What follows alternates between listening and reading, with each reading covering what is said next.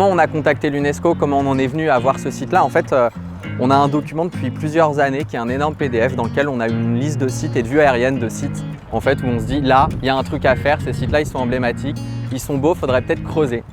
Et en fait, dans cette liste, il y avait l'UNESCO.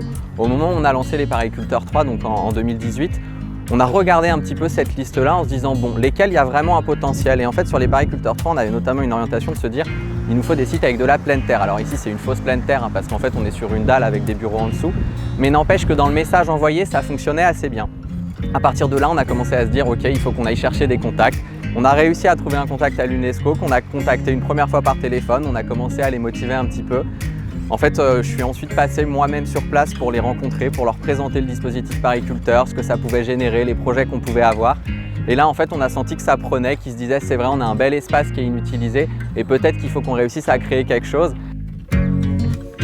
C'est la première fois qu'ils participent à un projet de ce type-là et donc du coup, il y avait un fort besoin de rassurer et du fait que l'installation soit relativement souple. L'idée, pas mal, hein, on a reçu pas mal de projets hein, sur ce site et dans la phase d'analyse, donc nous on convoque des experts hein, qui viennent d'un petit peu du monde agricole, du monde de l'urbanisme, etc.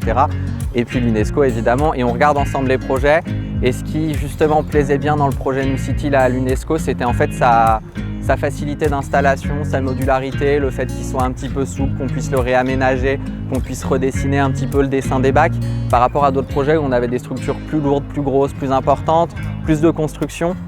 C'était compliqué et donc du coup c'est vrai que ce critère-là de la modularité et du fait que ce soit relativement souple, c'était hyper important. Et l'autre point, c'est en fait qu'ils avaient envie d'un projet qui permette aux salariés de l'UNESCO de participer, de mettre la main à la pâte éventuellement, de s'intégrer au projet. Et pour ça, en fait, ils avaient envie d'un projet relativement simple. Et c'est vrai qu'on avait des projets avec des cultures un peu plus spécifiques, par exemple un petit peu plus techniques, et dans lequel il y avait moins d'intégration possible des salariés en direct. Alors qu'ici, justement, c'est complètement tout ce que permet. On peut cultiver un peu tout en fait dans les bacs qui sont mis en place là. Et donc du coup, ça permet aux gens qui sont un peu néophytes, qui ne connaissent pas trop le jardinage, de s'intégrer et de pouvoir participer au projet. Et je pense que c'est ces deux éléments-là qui ont vraiment plu et qui ont vraiment décidé à se dire ok, on y va avec ce projet-là.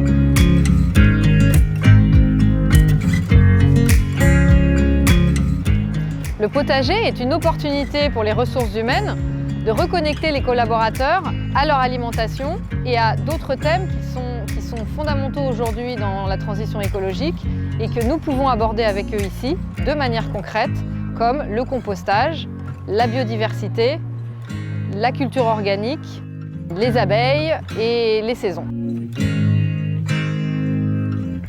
Alors un beau jardin productif au sein de l'UNESCO, c'est déjà une très belle chose, mais d'en faire un véritable lieu de vie de cet établissement, c'en est une autre. Et pour ce, on a un rôle très important qui est notre grower, qui va permettre de faire le lien entre ce jardin et ses usagers. Les usagers sont les collaborateurs de l'UNESCO et notre grower, Timothée, est vraiment là pour les accompagner dans la prise en main de cet outil, de ce jardin, pour les reconnecter, pour rendre joyeux, participatif cette expérience potagère.